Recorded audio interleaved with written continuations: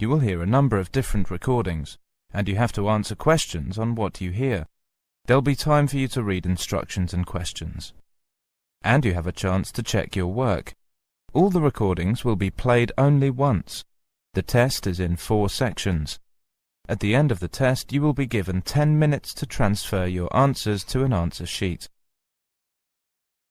Now turn to Section 1. Section 1. You will hear a phone conversation of a man ordering items from a library.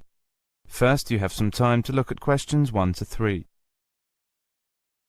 Now listen carefully and answer questions 1 to 3. Good morning, City Central Library. May I help you? Yes, I want to order some books and copies of articles, please. You can send them to me through the post or courier, can't you? Yes, certainly. I'll just get the form and take down some details. First, your name, please, sir. Lester Mackey. That's M-A-C-K-I-E. Mackey, Lester. And your membership number? That's M9301274. M930... 1274. Thank you. Now your address, please. That's the address you want us to send the items to. It's 17 Westmead Road, Annandale. And could I have your phone number and your fax number, please? Yes, the fax number is 863-5923. 863-5923. That's correct. The daytime phone number is 02579 6363, and after 5 p.m. it's 579 1857. Before you hear the rest of the conversation, you have some time to look at questions 4 to 6.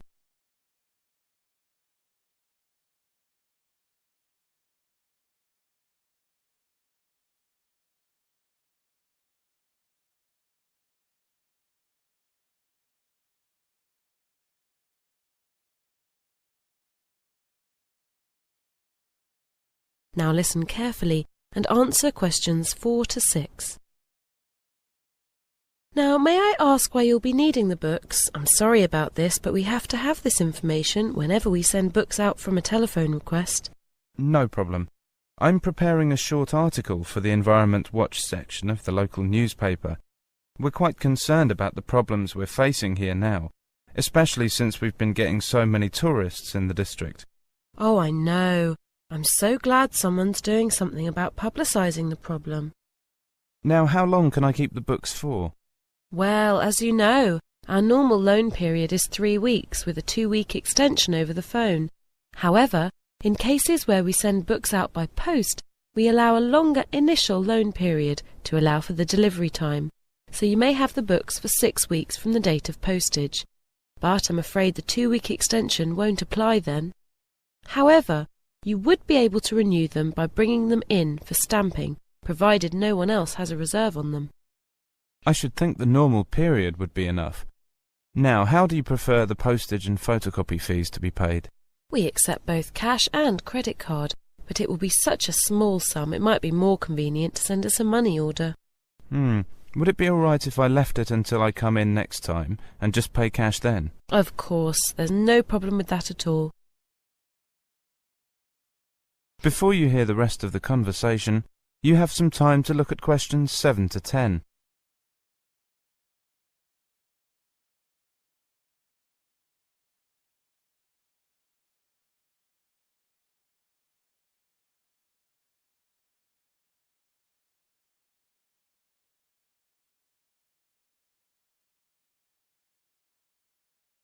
Now listen carefully and answer questions 7 to 10. Shall I tell you the articles I want copied first? Good, I've got all that down. Now perhaps we could go on to the books. You tell me the books you need, and I'll tell you whether we have them immediately available, or whether you'll have to wait a bit for them. All right. The details I'll need are the author, publication date, and the title of the book. Is that okay? Yes, no problem at all. The first one is by Halsworth, published in 1978. It's called Land and Water Resources of Australia. Yes, we have that available on the shelves. Good. Now, the next two are both government publications. The first one is rather old, published in 1984. That's Land Degradation in Australia. But the second one is more recent.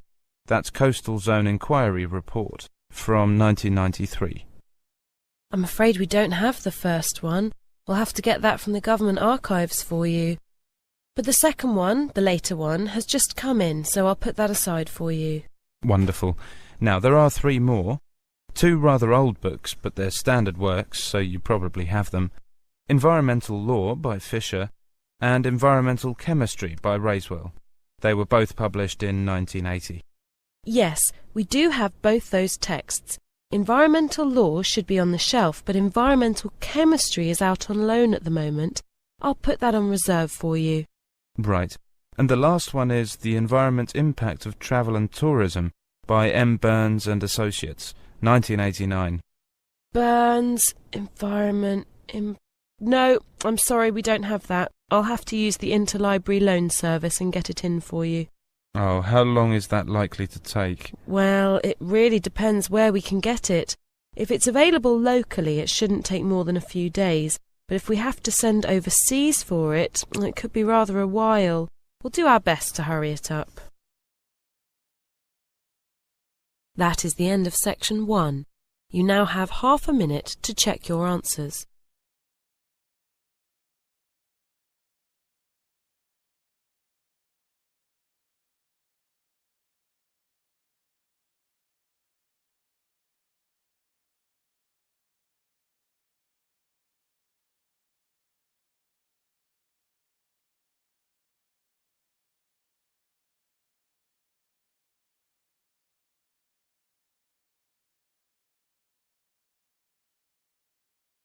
Now turn to Section 2. Section 2. You will hear a lecture about the changes of the labour market. First, you have some time to look at questions 11 to 16.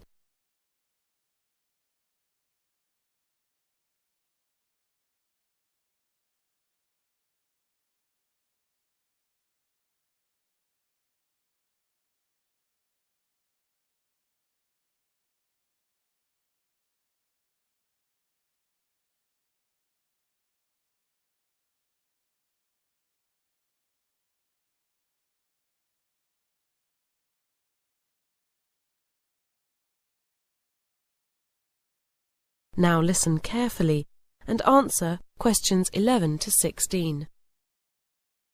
Hello. This afternoon I'm going to begin by outlining some of the main changes that have occurred in the labor market and in working practices over the last 20 years. One of the most significant changes has been the vast move, especially in industrialized countries, from manufacturing to service industries. Although this has freed many people from heavy and repetitive work in factories, many people find their work in service industries equally boring and just as badly paid. Another important change has been that people no longer expect to spend most of their working lives with the same company or organization. As a result, people set themselves objectives which they work towards, and they use the various jobs they do and the different companies they work for as steps towards these objectives. For individual workers, I think this has helped them become more independent and given them more control over their lives. In most companies, the management team has become less hierarchical. This is often called downsizing or delayering. In other words, there are fewer managers and fewer levels of management. As a result, there are not so many opportunities for promotion, and people often feel frustrated because they find themselves at the same level for many years without the chance to rise in the company. Competition from new products and from different parts of the world means that nowadays companies have to adapt very fast to changing markets, and this requires them to be very flexible. Increasingly, this means they don't employ workers directly, but employ other small specialist companies or individuals to do the job when they need them. This means they don't have the expense of employing workers when they don't need them. I believe that for workers who are subcontracted, there are various gains. They're often better paid for the work they do. They work in smaller, more human organizations, and they're able to organize their working lives in ways which suit them, instead of having to fit the routines of a large company. Of course, the biggest areas of change have come with the technological revolution. Workers now have the chance to go job hunting on the World Wide Web, so they have more opportunities to find better or more suitable jobs. Statistics show that generally people work much harder than in the past, with much longer hours. New technologies are largely responsible for this, especially mobile phones and beepers or pagers. These things force employees to stay in contact with their offices even in their free time and at weekends. I think this is a pity, as people need to be able to relax and have time for themselves. Another effect of technological change is that jobs evolve very rapidly, and workers have to be continually going to training courses in order to remain employable. As a university teacher, I can hardly complain about this. But it can place enormous strain on workers if they're obliged to retrain for jobs well into their late 50s when they're getting close to retirement. So I'm not sure if it's a good thing or a bad thing. Before you hear the rest of the lecture, you have some time to look at questions 17 to 20.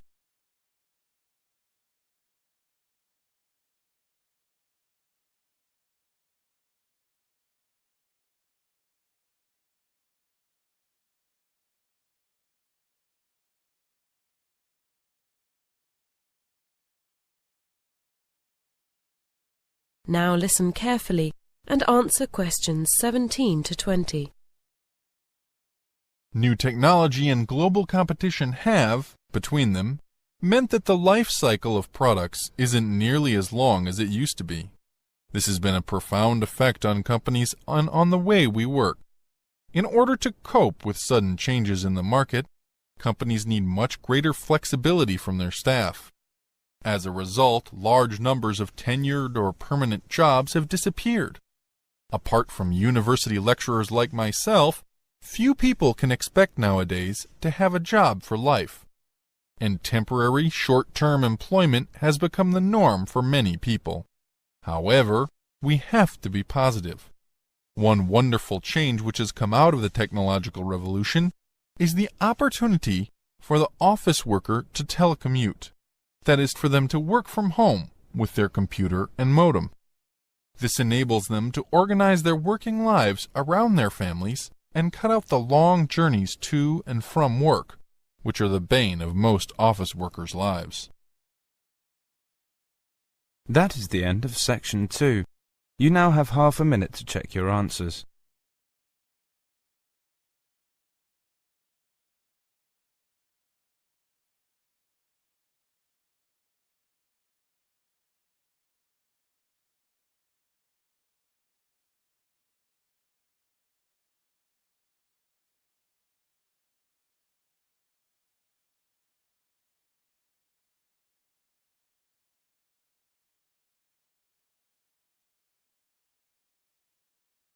Now turn to section 3. Section 3. You will hear 3 psychology students discussing some project work they have been doing for a seminar on intelligence. First, you have some time to look at questions 21 to 27.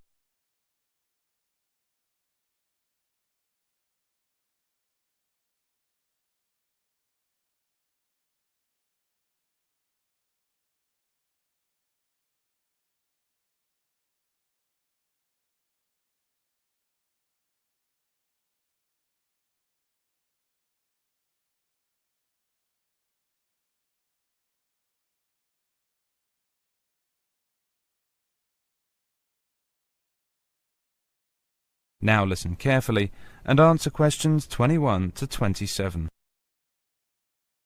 Hi Martin, hi Maria. How are you getting on with your project? You've got to give the seminar on Friday, haven't you? Hi Farouk, we're getting on fine. It's just so interesting. Do you want to hear about it? Well, I've got 10 minutes before my next lecture, so why not? Let's hear it. Great. And it'll help us sort out who said what, won't it, Martin? That's right. You know, What we've been looking at is research done by a number of psychologists from different parts of the world on intelligence quotients.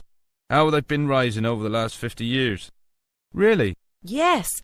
Some psychologists have measured increases in intelligence of up to 25 points in one generation. Amazing. What's causing us all to get cleverer? There's a political scientist from New Zealand called James Flynn. Well, he's a pioneer in this field, and he's found that people perform the visuospatial tasks in intelligent tests much better than they did 50 years ago. Partly he puts this down to people playing with their PCs and watching TV, things like that. What about diet? Does that have anything to do with it? Perhaps. Robert Howard, a Sydney psychologist, thinks that it does. Just as eating better has made children taller, their average intelligence has also risen. He also says that parents are having fewer children, so they're able to pay more attention to their children, which has a positive effect on kids' intelligence. IQ tests have verbal and numerical elements too. Have these also been improving? Yes, but only moderately. It's the visuospatial element which has made the big difference, and Flynn also suggests that modern activities like driving may play a part in this. There's a British researcher, John Rust, who has made the general point that modern life is much more complicated than it was 50 years ago. Our intelligence has had to develop in order to cope with it all. Remember also that far more children have the opportunity to go to school nowadays. Howard thinks that must be a leading factor in improved IQ test performance. Well, yes, that would seem fairly obvious. To come back to John Rust, he suggests that as science and knowledge develop, ideas become more complex. Well, the people who produce these ideas, the Einsteins and Hawkings, are obviously highly intelligent people, but, he says, ordinary people's intelligence has also had to develop to cope with these new theories. Before you hear the rest of the discussion, you have some time to look at questions 28 to 30.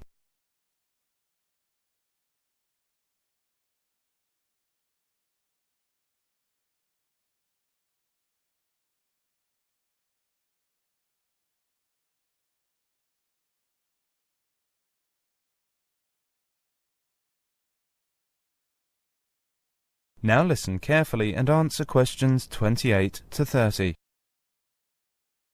Are there any limits to intelligence, or will the human race just continue to get cleverer and cleverer? Actually, research in some Western industrialised countries such as Australia and some European countries suggests that intelligence rose quite steeply for 2 to 3 decades and then levelled off a few years ago. Some pessimists think that quite soon we may see it beginning to dip. In some countries, students seem to be less motivated than before. In that sense, there may well be a limit to intelligence. On the other hand, this rise in intelligence started to happen some years later in East Asian countries, the so-called Asian tigers, and it still hasn't levelled off. Is higher intelligence what has caused exam results to improve here in Britain, do you think? Well, that's a rather political question, so it depends on who you ask. But you must remember that 30 years ago only about 5% of school leavers here went on to university. But there's been a vast expansion of the university system, and nowadays about 30% of young people get a higher education. So I guess exams must have been getting easier for all those people to get in. That is the end of section 3. You now have half a minute to check your answers.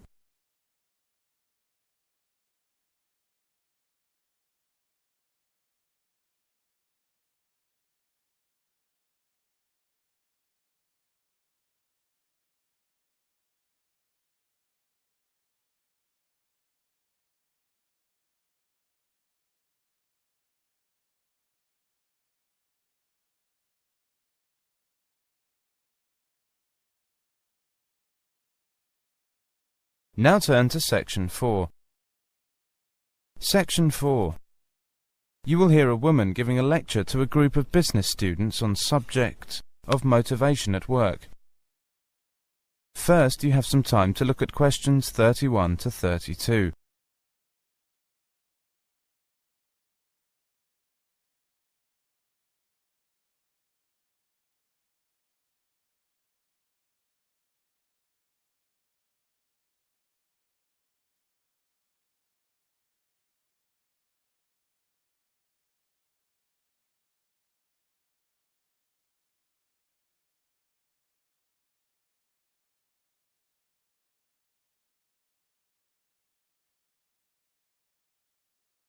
Now listen carefully and answer questions 31 to 32.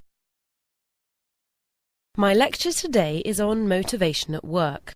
If managers are to improve the running of their organisation, it's important for them to understand what motivates the workforce, to know how to satisfy both the high flyers and those who have lower ambitions or ability.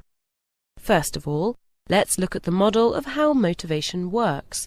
You will see that every member of the workforce has needs or expectations, and these needs and expectations will affect each person's behaviour. For example, they will work harder if they know that they will be rewarded. That is, if they can achieve their goals of higher pay or promotion. The achievement of these goals will, in turn, lead to job satisfaction. This then feeds back into the worker's needs or expectations. Before you hear the rest of the lecture, you have some time to look at questions 33 to 35.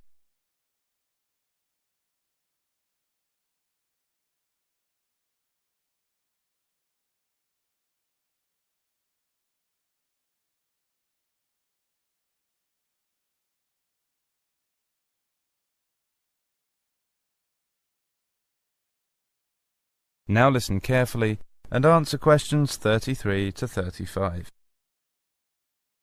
Over the years, the development of different theories of management and different approaches to organisation has affected the way we view motivation. In the 19th century, the writer Frederick Taylor put forward the theory that workers were only interested in making money. In contrast, in the early 20th century, researchers found that people went to work to satisfy a range of different needs, and not simply for financial reward. One need in particular was emphasised, the social need. An early study done on a coal mining company, for instance, showed that people generally were happier and worked more productively if they were able to work in teams. Before you hear the rest of the lecture, you have some time to look at questions 36 to 37.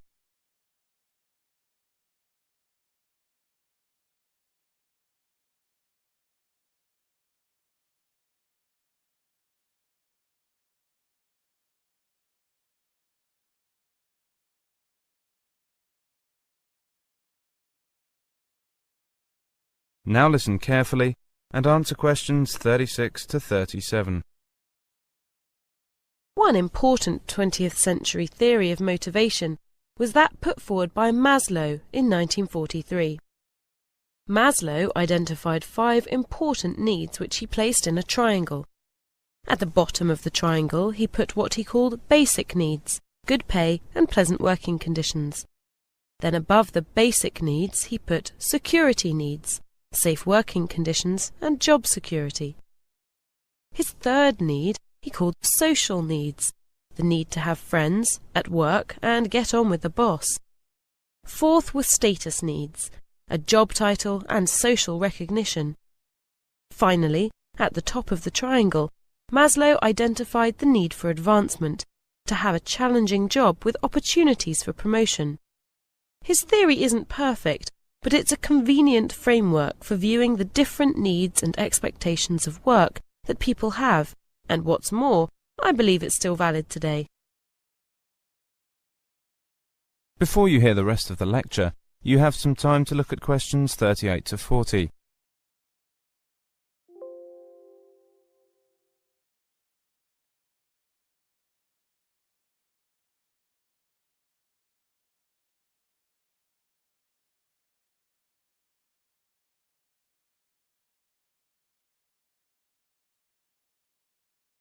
Now listen carefully and answer questions 38 to 40.